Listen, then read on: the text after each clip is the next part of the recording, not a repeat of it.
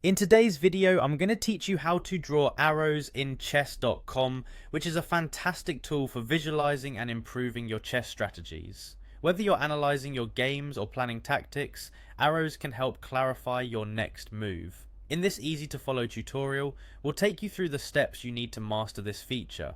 First, let's get started by navigating to chess.com. Simply type the URL into your browser's address bar or click on the link if you have it bookmarked. Once the site loads, look towards the left middle corner of the page where you'll find the login option. Go ahead and click on it. Logging in is essential because this feature is only available when you're signed into your account. Next, enter your username and password in the designated fields to access your account. If you've created your chess.com account using popular platforms like Google, Apple or Facebook, you have the convenient option to log in through those services. Simply click on the corresponding button to proceed. Personally, I prefer using a Google account for quick and seamless access.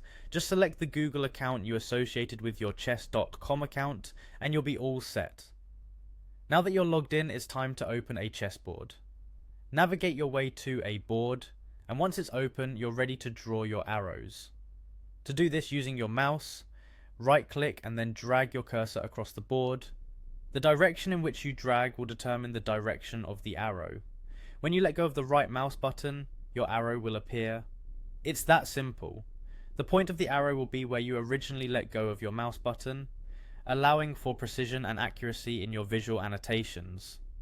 This visual tool can be invaluable in outlining strategies or during coaching. Now, to enhance your experience further, here's a useful tip.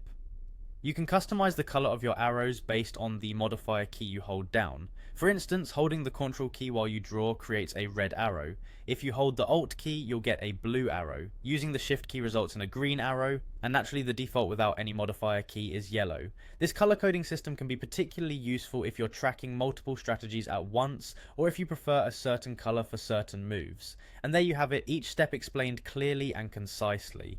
Drawing arrows on chess.com is a straightforward yet powerful feature that can greatly enhance your understanding and analysis of chess games. Thank you for watching, and happy strategizing.